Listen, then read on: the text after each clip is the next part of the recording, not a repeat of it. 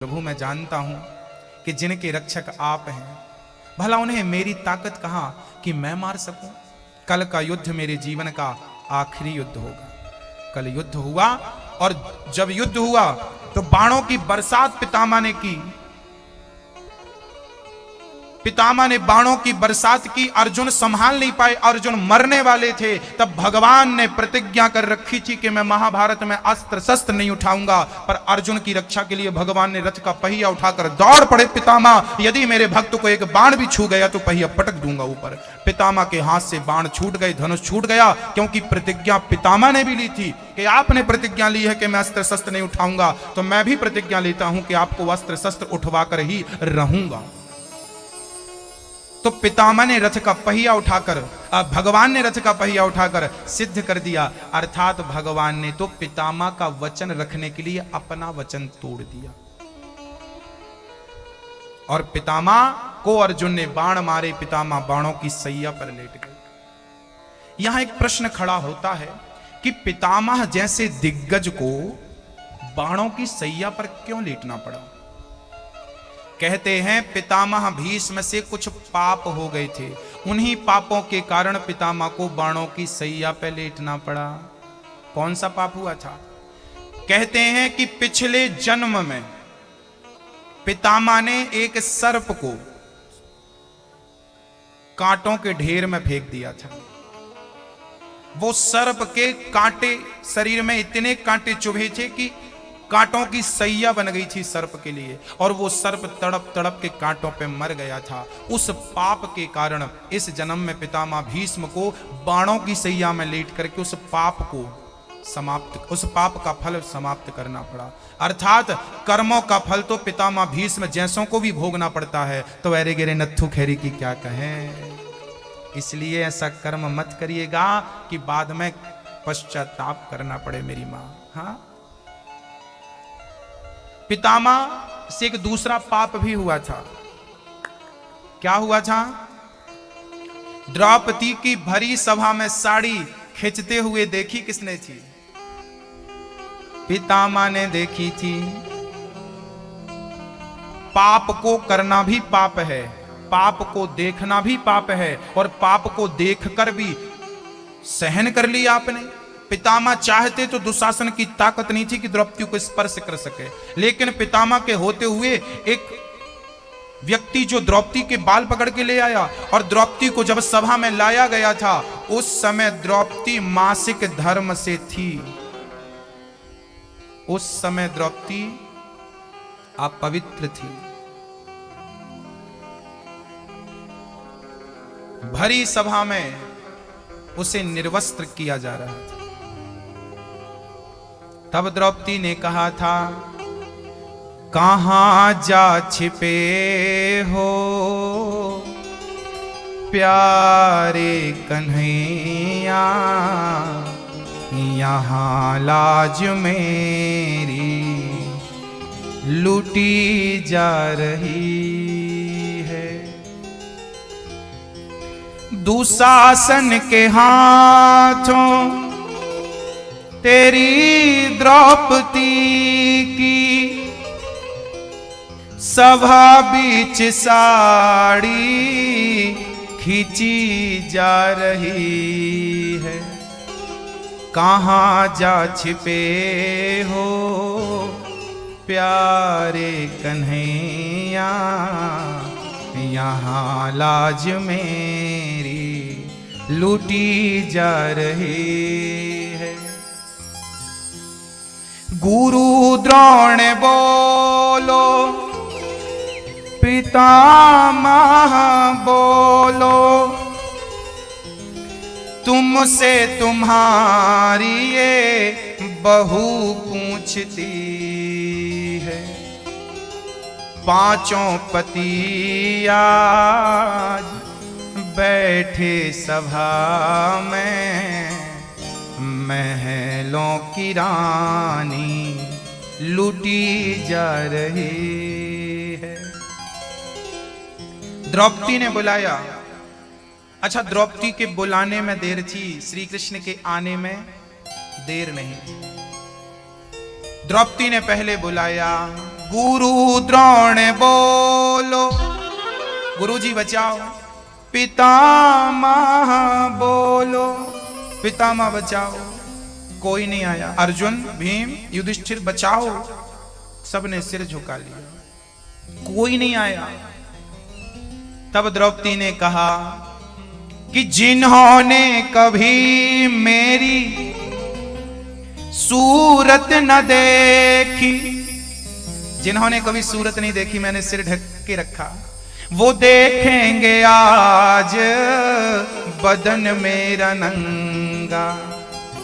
जुआ में पति जी मेरे हारे हैं बाजी। हे कन्हैया, मेरे पति जी जुआ में बाजी हार गए। हाँ, और महलों की रानी लूटी जा रही है। भगवान द्वारिका में खड़े थे और द्रौपदी ने पुकारा था दिल्ली से, हस्तिनापुर से। उस समय द्रौपदी पुकार रही थी अपने पतियों को और भगवान बस कह रहे थे, द्रौपदी मेरा एक बार तो नाम ले ले, मुझे एक बार तो बुला ले, मैं अभी आ जाता हूं। पर द्रौपदी ने नहीं लिया। पितामह, गुरु जी, पति जी सब बुलाती रही। और यहां द्वारिका में द्रौपदी की जितने जब साड़ी खिंची ना, उस समय 11 साढ़े 11 सुबह का टाइम था। उसी समय रुक्मणी मां भगवान के लिए थाली परोस कर ले आई। स्वामी जी जल्दी चलिए, भोजन ठंडा हो रहा है। अब भगवान बोल रहे हैं, द्रौपदी जल्दी बुला, मैं आ जाऊंगा। पर द्रौपदी ने देर करी, तब तक रुक्मणी जी ने थाली तैयार कर दी और भगवान खड़े देख रहे थे द्रौपदी की तरफ। अच्छा, रुक्मणी को समझ में नहीं आया कि क्या हो रहा। उन्होंने हाथ पकड़ा और भगवान को जबरदस्ती थाली के सामने बिठा दिया, भोजन करो। अब कन्हैया रोटी तोड़कर, सब्जी लगाकर और ज्यों मुंह पे रखने वाले थे, बस द्रौपदी ने कहा कि आओ कन्हैया, आओ मुरारी, तुमको पुकारे ये बहना तुम्हारी। देखो जरा ये हालत हमारी, बहना तुम्हारी लूटी जा रही है। मेरी असुवन भीगे साड़ी, आ जाओ कृष्ण मुरारी। अब जाए न लाज हमारी, अब जाएगी लाज तुम्हारी। आ जाओ कृष्ण मुरारी। तो यदि विश्वास आपके अंदर है तो मेरा कन्हैया लाज जाने नहीं देगा। वो लाज नहीं जाने देता। देर कितनी लगेगी हमें पता नहीं है, पर विश्वास है कि उस देर के बाद कन्हैया आएंगे जरूर। रात जितनी काली होती है, सूर्य की पहली किरण उतनी ही अच्छी लगती है, और पहली किरण ही उस अंधकार भरी रात को मिटा देती है। बस भक्तों, यदि दुखों का अंधकार जीवन में है तो विश्वास की किरण जरूर रखिएगा। वो विश्वास की एक किरण आपके जीवन के तमाम अंधकारों को मिटा देगी, समाप्त कर देगी। बस द्रौपदी ने पुकारा, साड़ी खिंच रही थी, कन्हैया ने लाज रख ली। द्रौपदी को कन्हैया नजर आ रहे थे। सभा में केवल 2 लोगों को ही कृष्ण नजर आए, एक तो पितामह भीष्म को और दूसरी द्रौपदी को, बाकी किसी तीसरे को नजर नहीं आए। एक सज्जन ने हमसे कहा कि महाराज जी, पहले द्रौपदी की लाज लुटती थी तो बचाने कृष्ण आते थे, आज भी बहुत सारी बहन बेटियों की लाज लुट जाती है, भगवान क्यों नहीं आते? हमने कहा पहले बुलाने वाली द्रौपदी हुआ करती थी, आज भी कोई द्रौपदी के प्रेम और भाव से बुलाए तो भगवान आज भी आने को तैयार है। बुलाने वाली कोई द्रौपदी तो हो। द्रौपदी की कमी है, द्रौपदी के बुलाने में देर है, कृष्ण के आने में देर नहीं है। आकर लाज बचाते। भक्तों, भगवान श्री कृष्ण ने द्रौपदी के पतियों को बचाया है बार बार। 5 बच्चे मर गए। द्रौपदी को पता चला कि मेरे बेटे मर गए हैं, 5 बच्चे मर गए। अश्वत्थामा को पकड़कर अर्जुन ने सामने खड़ा किया, द्रौपदी तेरे पुत्र का हत्यारा तेरे सामने है, जो सजा देना चाहती है इसे दे दे। द्रौपदी ने कहा, क्या इसे मार देने से मेरे मरे हुए पुत्र जीवित होंगे? यदि बदला लेने से आपका दुख कम होता है तो बदला ले लीजिए। द्रौपदी ने कहा कि जैसे आज मैं अपने बच्चे के लिए रो रही हूं, इसे मार दोगी तो कल इसकी मां इसके लिए रोने लगेगी, द्रोणी इसके लिए रोएगी, इसलिए इसे मत मारिए, इसे मृत्यु दंड मत दीजिए। द्रौपदी के 5 बच्चे मर गए हैं भक्तों, उसके बाद भी हत्यारे पर दया कर रही है। ऐसी है द्रौपदी। हमें दया कभी नहीं छोड़नी चाहिए। दया धर्म का मूल है, पाप मूल अभिमान।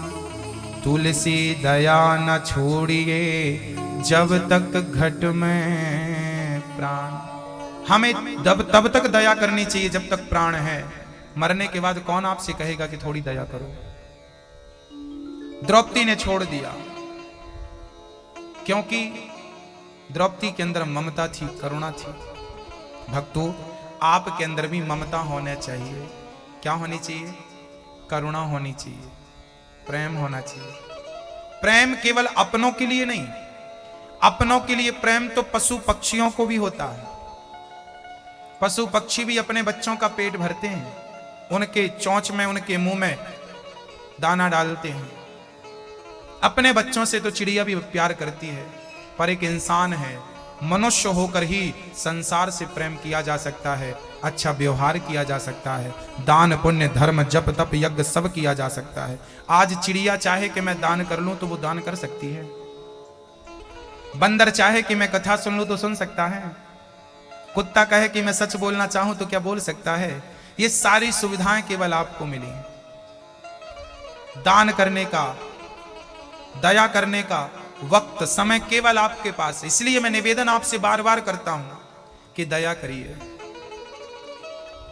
मंदिर के सीढ़ियों पे एक बूढ़ी मां बैठी थी। किसी ने उस मां से कहा, मां आज घर नहीं जाओगी?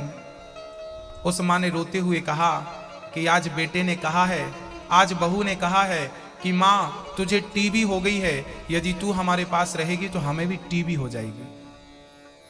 टीबी बीमारी होती है। टीबी वो बीमारी होती है जो एक से दूसरे में जल्दी से चली जाती है। तो बहू ने कहा है, सासू मां जब तक आपको टीबी है तब तक आप मंदिर में ही रहो, ठीक हो जाए तो आ जाना, नहीं हो तो वहीं मर जाना। भक्तों, ऐसे कितने लोग हैं। अब विचार करिए कि उस मां की वो रात कैसे गुजरी होगी जब बच्चा को कोई बीमारी हो जाती है तो क्या मां उसे चौराहे पर डाल देती है कि तू ठीक हो जाएगा तो तुझे ले जाऊंगी? अरे मां ऐसी होती है कि अपने बच्चे को अपनी किडनी दान कर देती है। मैंने एक मां को देखा है, मेरी पहचान की एक मां है, उस मां ने किडनी दे रखी है। अभी मैं इसके पहले कथा थी नागपुर में, वहां पर था तो हमारे श्री भगवंत जी ने कथा का आयोजन कराया था। उनके छोटे भाई को एक बीमारी आ गई जिससे उनके यहां से नीचे का अंग काम नहीं करता, ना वो चल पाते, ना उठ पाते, ना बैठे बैठे ही मल मूत्र सब करते हैं। और उम्र है बच्चे की मात्र 35 साल, 35 साल, ठीक है। उस बच्चे की पूरी देखरेख बूढ़ी मां बूढ़ी है। याद रखना भक्तों, आप अपनी मां को घर से निकाल देते हैं लेकिन बेटे को मां कभी नहीं निकालेगी। बेटा यदि खटिया पर लेट जाए ना तो पत्नी छोड़कर जा सकती है, परिवार छोड़कर जा सकता है, पर मां का कलेजा ऐसा है जो तुम्हारा मलमूत्र उस समय भी साफ करके और तुम्हें अकेले नहीं छोड़ेगी। मैंने अपनी आंखों से देखा है भक्तों, आंखों से देखा। मां होती है, मां जैसा दुनिया में कोई हो नहीं सकता। इसलिए आपसे प्रार्थना करता हूं कि पहले तो अपने माँ बाप की बहुत सेवा करिए, अपने माँ बाप से बहुत प्यार करिए, अपने सास ससुर की सेवा करिए। कहीं आपके भी सास ससुर को रोग हो जाए और आप भी घर से निकाल दें, मुझे डर लगता है। आपकी बुद्धि ऐसी ना हो जाए। वो बूढ़ी माँ मंदिर में पड़ी है, तब हमने उस माँ से कहा कि माँ चिंता ना करना, तेरा इलाज ये दास अनिरुद्ध करा के तुझे वृद्धाश्रम लेके चलेगा, वहां फिर तुझे कहीं बाहर निकलने की जरूरत नहीं। तेरे बेटे ने घर से निकाल दिया तो क्या हुआ, एक बेटे ने निकाला है ना, दूसरा बेटा जिंदा है। जब तक ये दास अनिरुद्ध जिंदा है तब तक उन माओं की आंखों में आंसू आने नहीं दूंगा भक्तों। कोशिश तो यही है, आगे हरि इच्छा। इन वृद्ध माओं के लिए वृंदावन में एक वृद्धाश्रम बन रहा है। यदि आप थोड़ा थोड़ा सहयोग करेंगे तो इन वृद्ध माओं की सेवा हो पाएगी, उनके रहने की खाने की सारी व्यवस्थाएं होंगी। भक्तों, एक काम हमने लिया है, एक काम आप ले लो। आप बस एक माँ को गोद ले लो, वहां रहेंगी तो हजारों माएं, एक माँ को आप गोद ले लीजिए ना। एक माँ के लिए आप हाथ खड़ा करके कह दीजिए कि मैं एक माँ के पेट भरने की जिम्मेदारी लेता हूं। आप अपने गांव में बैठे रहेंगे, अपने घर पर बैठे रहेंगे। 21,000 रुपए का यदि आप सहयोग करते हैं तो आप हमारे आजीवन मेंबर भी हो जाएंगे, सदस्य भी बन जाएंगे। यहां से सदस्यता प्रमाण पत्र दिया जाएगा। आप हमारे मेंबर बनेंगे, कभी भी वृंदावन में आएंगे तो आपके रहने की खाने की वहां उसी आश्रम में संपूर्ण व्यवस्थाएं रहेंगी। इसी बहाने आप वृंदावन से जुड़े रहेंगे। आधी रात को आएंगे तो वहां व्यवस्थाएं आपको मिलेंगी। आपका वो घर रहेगा कि हम वहां के मेंबर हैं, सदस्य हैं। और आपका वो 21,000 मुझे नहीं चाहिए, वो 21,000 हम बैंक में जमा कर देंगे और उसी के ब्याज से एक माँ आपकी रोटी जीवन भर खाती रहेगी, आपकी रोटी खाती रहे जीवन भर। किसी एक माँ का पेट भरने का संकल्प आप यहां बैठकर ले सकते हैं। कल एकादशी है, साल की बड़ी एकादशी है, कल कार्तिक माह की एकादशी है। ये कार्तिक माह के पावन महीने में आप दान का संकल्प ले सकते हैं। मुझे लगता है कि इस महीने में दान और स्नान की बड़ी महिमा है। तो गंगा में, कथा की गंगा में तो स्नान हो ही रहा है, दान करके धन को पवित्र कर लिया जाए। कभी कभी आप लोगों का मन होता होगा कि हम दान करें, पर कहां दान करें ये समझ में नहीं आता होगा। आज इन बूढ़ी माओं के आंसू पहुंचने में आपका धन लग सकता है, सहयोग लग सकता है। यदि आपको लगता है कि आप भी उन माओं की सेवा करें, एक माँ को गोद लेकर जीवन भर भोजन कराइए। एक माँ के लिए आप कमरा बनवा सकते हैं। यदि भगवान ने धनवान बनाया है तो एक माँ को आप कमरा बनवा के गिफ्ट कर सकते हैं, दान कर सकते हैं। जीवन भर वहां आप माएँ रहेंगी, आपकी छाया में रहेंगी। अपने लिए तो बंगले बना रखे हैं आपने, माँ के लिए सोच लीजिए थोड़ा सा। इस अच्छे कार्य में हम सभी मिलकर काम करेंगे तो कार्य होगा। एक मैं अकेला चाहूं तो कुछ नहीं कर सकता। आप सब मिलकर, हम सब मिलकर कोई अच्छा काम कर सकते हैं। वृंदावन में वृद्ध माओं की सेवा, आपकी वो माँ जो आपके आसपास रहती है, कभी आपको लगे कि इस माँ को बच्चों ने ठुकरा दिया है, निकाल दिया है, तो अनिरुद्ध को आवाज लगा लेना, वो माँ को ले जाकर जीवन भर सेवा करेगा। सारी सेवा, बीमार है वो माँ तो उसका इलाज कराएगा। बस व्रत रहना आज से, आज शाम को, आज रात्रि को भी चावल नहीं खाना चाहिए। एकादशी करने वालों को दशमी को रात्रि को चावल नहीं खाना चाहिए। एकादशी की बड़ी अद्भुत महिमा है, कल समझेंगे हम।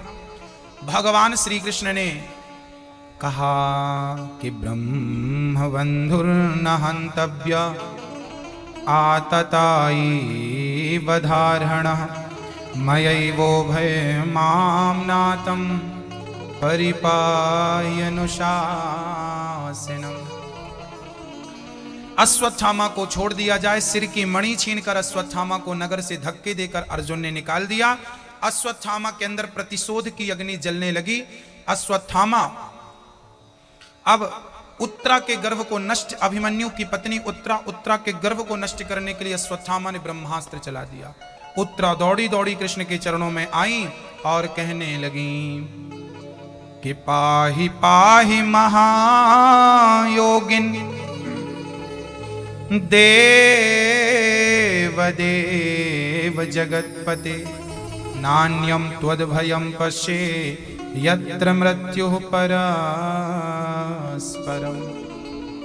उत्तरा ने कहा, प्रभु मेरे बच्चे की रक्षा करिए। भगवान ने उत्तरा के गर्भ में प्रवेश करके और उस बालक की रक्षा की। तुरंत सुदर्शनास्त्र से ब्रह्मास्त्र को खंडित किया गया। प्रेम पूर्वक भगवान ने रक्षा की। अब द्वारिका जाने की भगवान ने तैयारी की।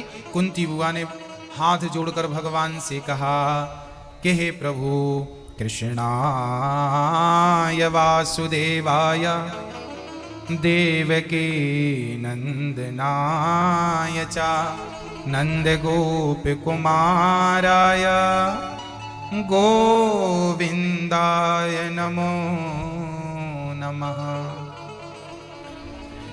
चरणों में गिरपणी कुंती बुआ, श्याम सुंदर आप जगत के पालनहार, जगत के नियंता हो, आज मैं आपसे कुछ मांगना चाहती हूँ। कुंती बुआ ने आज भगवान से कुछ मांगा। क्या मांगा वो जरा समझते हैं। कुंती बुआ ने कहा कि कन्हैया आज मैं आपसे कुछ मांगती हूँ, क्या देंगे? भगवान बोले जरूर देंगे, तो मुझे दुख दे दीजिए। दुख? माँ दुख मांग रही हो? हाँ। कन्हैया बोले माँ दुख क्यों? कुंती बोली श्याम सुंदर जीवन में जब जब सुख आया तब तब आप हमसे दूर चले गए, और जीवन में जब जब दुख आया आप मेरे करीब आ गए। ऐसे सुख का क्या करूंगी जिस सुख में कृष्ण दूर हो जाए, बेहतर वो दुख है। कम से कम उस दुख में आपका चिंतन तो होता है, आपका स्मरण तो बना रहता है। हम ऐसा सुख नहीं चाहिए जिस सुख में कृष्ण ही भूल जाएं। भला वो दुख है, कम से कम आपकी याद तो दिलाता है। ऐसे सुख पर पत्थर पड़े जो कृष्ण हृदय से जाए, बलिहारी वा दुख की जो पल पल नाम जपाए। हमें दुख दे दीजिए। कुंती बुआ से भगवान ने कहा माँ मैं सब दे सकता हूं, अपने भगत को दुख नहीं दे सकता, कुछ और मांगो। मां बोली तो फिर एक वरदान दो कि आपका स्मरण कभी छूटे ना। हे प्रभु मैं आपको कभी भूलूं नहीं। एक बार आप बोलिएगा, हे प्रभु मैं आपको कभी भूलूं नहीं। हे श्याम सुंदर, हे नंद नंदन, हे द्वारिकाधीश मैं आपको कभी भूलूं नहीं। बस कन्हैया मैं आपको, कुंती बुआ बोली कि जीवन में कितना भी सुख और दुख मिले पर मैं आपको भूलूं नहीं, बस यही प्रार्थना करती हूं। भगवान ने कहा तथास्तु, आप हमें कभी नहीं भूलेंगी। हाँ आगे चले, पितामह भीष्म का दर्शन करने भगवान गए। आखिरी टाइम पे उन्हें दर्शन दिया। पितामह ने अपना शरीर छोड़ा है। भगवान श्री कृष्ण द्वारिका गए जहां उनका स्वागत हुआ है। द्वारिका जाने के बाद धृतराष्ट्र गांधारी को विदुर जी ने वनवास भेजा है कि अब तो कम से कम ठीक हो जाओ। धृतराष्ट्र आंखों से अंधे तो थे, अक्कल से भी अंधे थे। जिन पांडवों को मारना चाहते थे आज उन्हीं का दिया टुकड़ा खा रहे हैं, तुम्हें लज्जा नहीं आ रही है? ऐसा विदुर जी ने कहा था धृतराष्ट्र से। तब दोनों गांधारी धृतराष्ट्र जंगल गए और अनशन करके उन्होंने शरीर को पूरा किया। भगवान जब धराधाम को छोड़कर चले गए तब कलयुग आ गया, और कलयुग ने पांचों पांडव स्वर्गारोहण के लिए चले गए। कुंती बुआ के प्राण निकल गए। परीक्षित इस कलयुग के पहले राजा बने। एक दिन परीक्षित जंगल में गए तो एक गाय और बछड़ा वहां पर थे। गाय बछड़े को एक काला सा व्यक्ति मार रहा था, पादप प्रहार कर रहा था। कलयुग, परीक्षित ने कहा आप कौन हैं? उसने कहा मेरा नाम कलयुग है। तो आप गाय को मारते क्यों हैं? बोले जहां ये गाय रहती है मुझे रहने नहीं देती, इसलिए मार मार भगा रहा हूं। जब गाय की सेवा होती है, जहां गाय की सेवा होती है वहां कृष्ण होते हैं। लेकिन लोगों ने गाय को घर से निकाल दिया, कुत्तों को घर में पाल लिया। यही तो कलयुग के लक्षण है। लोगों को गाय बोझ लगने लगी। 50-50 हजार के कुत्ते जब लोगों ने पाले तब हमको लगा कि बताओ। एक सज्जन ने तो गजब किया था, दरवाजे के बाहर लिख रखा था कुत्तों से सावधान। हम संदेह में आ गए, हमें लगा कि भाई ये घर कुत्तों का है क्या? ये घर किसका है? कुत्तों का लिखा है, कुत्तों से सावधान। घर ही कुत्तों का है। क्या जमाना था जब लंका गए थे हनुमान जी। तो लंका में घूमा, हनुमान जी घूमे, एक कुटिया नजर आई थी। उस कुटिया में क्या लिखा था? पहले लोग घर बनवाते थे तो घर के द्वार पे क्या लिखवाते थे कि राम नाम अंकित ग्रह, शोभा वर्णी न जाए, नव तुलसी का वृंद तहां देख हरस कपिराय। हनुमान जी गए तो विभीषण की कुटिया में लिखा था, एक तरफ लिखा था रा, दूसरा तरफ लिखा था मां। तुलसी का पेड़ लगा था, शंख चक्र के निशान बना रखे थे उसने घर के बाहर। और आजकल लोग तुलसी और राम नाम लिखना तो दूर, कुत्तों से सावधान लिख रहे हैं। ये अक्कल है? क्या कहें अब। राजा परीक्षित ने कहा कि गाय को क्यों मारता है? बोले जहां गाय होती है रहने नहीं देती, जहां गाय होती कलयुग नहीं होता, और जहां कलयुग होता है वहां गाय नहीं होती। गाय पर अत्याचार कलयुग में ही हुआ है। कलयुग आ गया, गाय को लोगों ने निकाल दिया, बची खुची नगर पालिका उठा के ले जाती है। हाँ, राजा परीक्षित के चरणों में गिर पड़ा कलयुग, महाराज मैं बहुत बुरा हूं तो क्या हुआ, मुझ में एक अच्छाई है। बोल क्या अच्छाई है? बोले कलयुग में अच्छाई ये है कि कोई कितना भी बड़ा पतित हो, यदि वो भगवान का नाम ले ले एक बार तो मैं उसे भवसागर से पार लगा देता हूं। कलयुग केवल नाम आधारा, सुमरि सुमरि नर उतरहि पारा।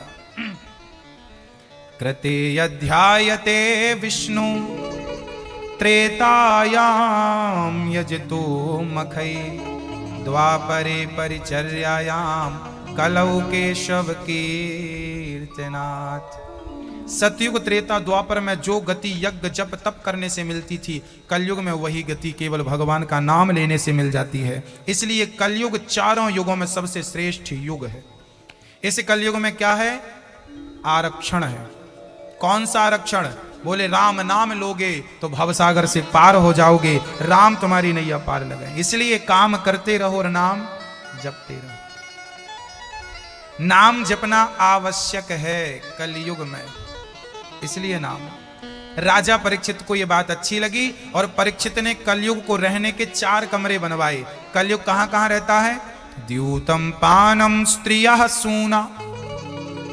कलयुग के 4 कमरे हैं। द्यूतम बोले तो जुआ। आपके यहां कोई जुआ खेलता है गांव में? हाँ, बहुत लोग खेलते, पूरा गांव खेलता। हाँ? आप बताइए दादाजी, गांव में जुआ खेलते कि नहीं लोग? अभी भी कथा चल रही है यहां, वहां जुआ ही चल रहा होगा उन लोगों का।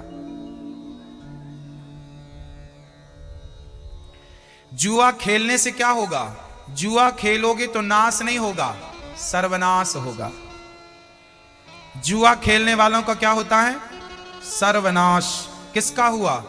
कौरवों ने जुआ ही तो खेला था। जुआ खेला था तो कौरवों का सर्वनाश हुआ कि नहीं? जुआ ना होता तो महाभारत भी ना होता। जुआ ना होता तो द्रौपदी की लाज भी ना लूटी जाती। एक नारी के अपमान का कारण जुआ है और एक महाभारत के अपराध का कारण जुआ है। भक्तों, जहां जुआ होता है वहां नारी का अनादर। जुआड़ी आदमी अपनी पत्नी की इज्जत नहीं करेगा, याद रखिएगा। जुआड़ी आदमी तो पत्नी का मंगलसूत्र बेच के भी खेल लेगा। नारी का अपमान वर्षों से हुआ आया है जुआड़ियों के कारण। ये द्रौपदी इसका सबूत है। जुआ खेलोगे तो सर्वनाश होगा। कैसे? जैसे कौरवों का सर्वनाश हुआ।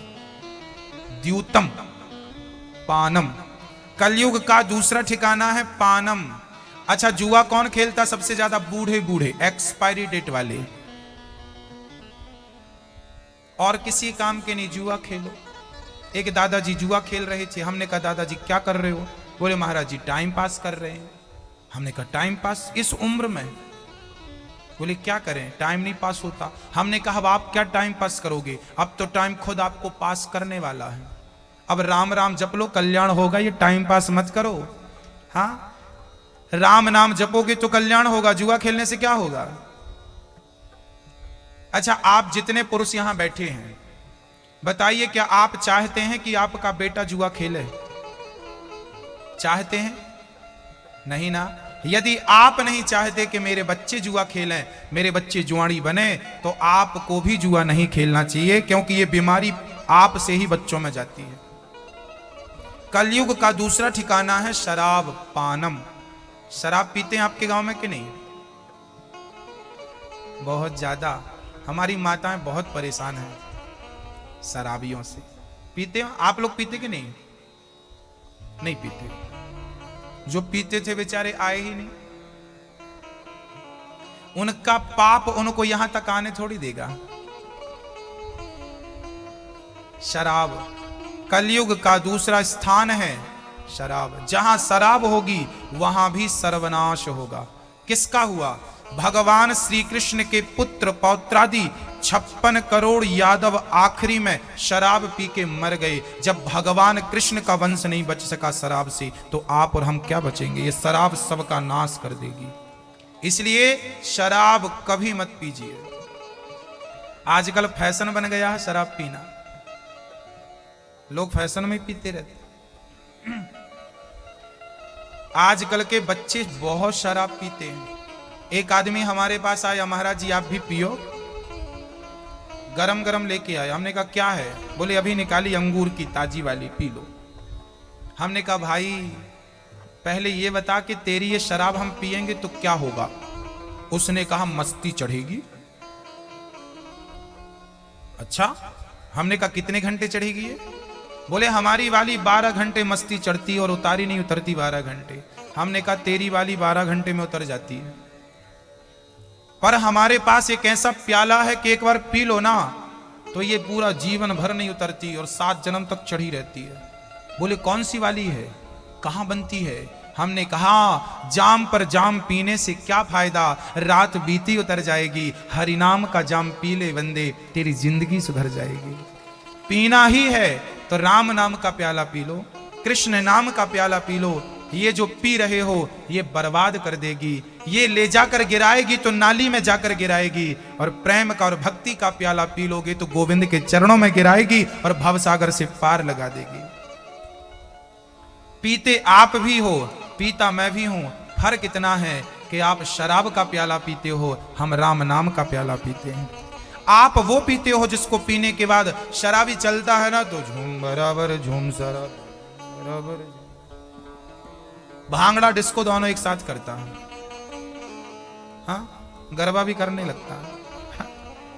और झूमता झूमता किसी गंदी नाली में गिर जाता है।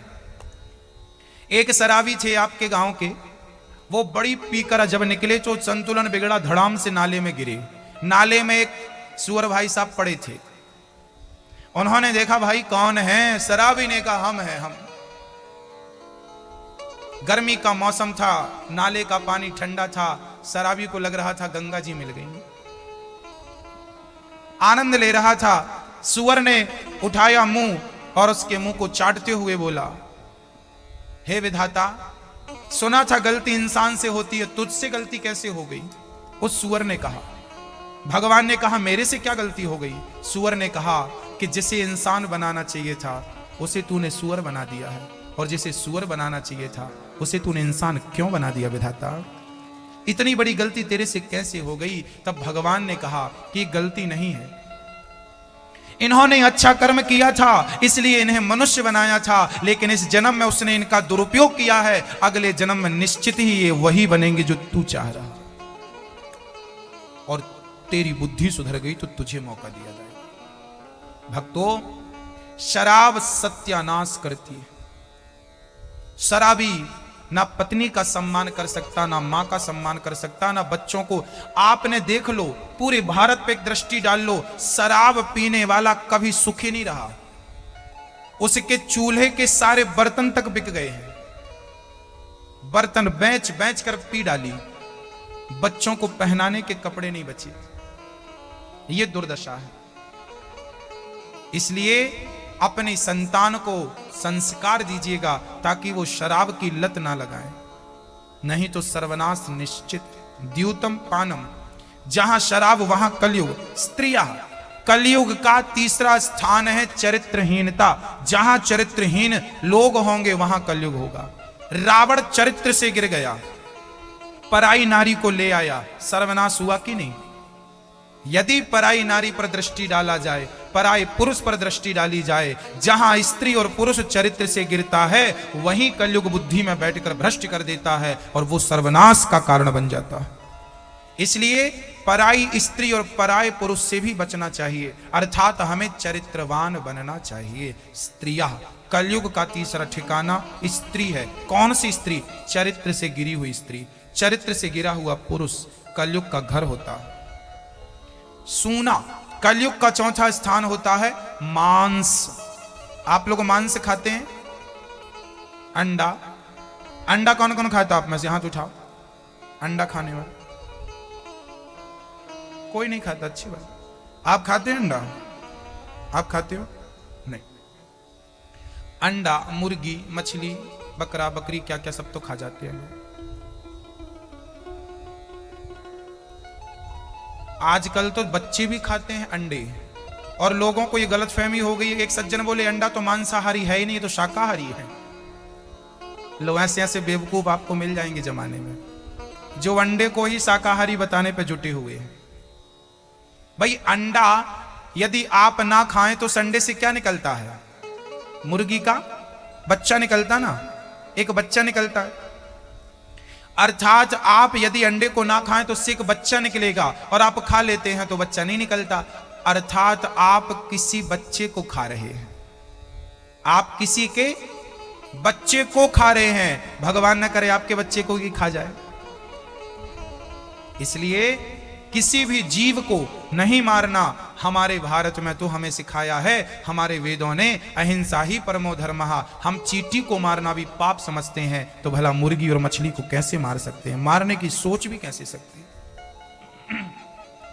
अपने बच्चों को, अपने माहौल को शाकाहारी बनाइए, शुद्ध खाइए, अच्छी बनिए, अच्छे बनाइए। किसी की जान आप अपने स्वाद के लिए ले रहे हैं, कहां तक सही है?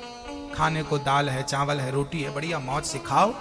56 प्रकार के व्यंजन भारत में पाए जाते हैं, फिर भी तुम अंडा मुर्गी खाओगे तो अगले जन्म में भगवान कुत्ता बना के भेजेगा, खाते रहना। चमगादड़ बना के भेजेगा। चमगादड़ एक ऐसा जीव है कि मूसी खाता है और मूसी मलमूत्र त्यागता है। सबसे निकृष्ट योनि मानी गई है चमगादड़ की, और मांस खाने वाले चमगादड़ ही बनेंगे। इनकी यही दुर्दशा है। इसलिए कभी मांस भक्षण मत करिए, अपने धर्म को मत बिगाड़िए, धर्म की रक्षा करिए। कलयुग के 4 कमरे हैं, द्यूतम, जुआ, शराब, चरित्रहीनता और मांस, ये 4 स्थान। परीक्षित बोले महाराज, कलयुग बोला आपके नगर में चारों ही नहीं है, हमें कोई बढ़िया सी जगह दो। तब राजा परीक्षित ने कलयुग के लिए बढ़िया सोना दे दिया, गोल्ड। राजा परीक्षित को गोल्ड निकल आया, तो राजा परीक्षित के सिर पे मुकुट था, परीक्षित के सिर पे कलयुग बैठ गया। सोने में कलयुग होता, किस सोने में? जो पाप का धन होता है उसमें कलयुग होता है। जो मेहनत, मजदूरी, ईमानदारी, खून पसीने का धन होता है उसमें कृष्ण का वास होता है। और जो 2 नंबर गलत धन होता है उसमें कलयुग का वास होता है। वो धन आपकी बुद्धि भ्रष्ट कर देता है। इसलिए मेहनत की रोटी कमाइए, मेहनत की रोटी खाइए। वो रोटी नमक के साथ खाओगे तो अच्छी लगेगी, और पाप का धन पनीर के साथ खाओगे तो फीका फीका लगेगा। पाप की रोटियां तुम पनीर के संग खाते हो ना, जो आदमी कहता है यार पनीर ठीक नहीं बना, समझ लेना ये पाप की रोटी खाने की आदत है इसकी, इसलिए पनीर सुहाता नहीं इसको। मेहनत की रोटी हो ना तो बासी रोटी नमक के साथ स्वाद देती है, बस वो रोटी मेहनत की होनी चाहिए। सिर का पसीना जब पांव में जाता है ना रोटी कमाने के लिए, तो वो रोटी मीठी लगती है, स्वादिष्ट लगती है। वो बासी क्यों ना हो, 2 दिन पुरानी रोटी आदमी फेंकता नहीं है, खाता है, क्योंकि जानता है कि इस रोटी के लिए हमने कितनी मेहनत की है। और जैसे फोकट में मिलती है वो रोटी की कदर क्या करेगा, उसे तो पनीर भी फेंक देता है वो। हाँ भक्तों, राजा परीक्षित को श्राप, राजा परीक्षित ने कलयुग बैठ गया, राजा परीक्षित की बुद्धि भ्रष्ट हो गई। समीक नाम के ऋषि थे, उनसे पानी मांगा, पानी नहीं दिया। वो समाधिस्थ थे ना, पानी नहीं दिया तो परीक्षित को लगा कि मेरा अपमान कर दिया। अब देखो राजा परीक्षित के ऊपर कलयुग बैठ गया, तो कलयुग क्या चमत्कार कर रहा। राजा परीक्षित की बुद्धि भ्रष्ट हो गई। जो परीक्षित संतों का सम्मान करते थे, आज उन्होंने मरे हुए सर्प को समीक जी के गले में डाल दिया। और जब डाला तो समीक के पुत्र श्रृंगी को पता चला, उन्होंने श्राप दे दिया, आज से 7वें दिन तक्षक परीक्षित तुम्हें डसेगा और तुम्हारी मृत्यु हो जाएगी। राजा परीक्षित को पता चला, राजा परीक्षित को पता चला कि मुझे मरना है 7वें दिन। तुरंत घर द्वार छोड़ के गंगा के किनारे चले गए और राजा परीक्षित ने भागवत की कथा सुनी सुखदेव जी।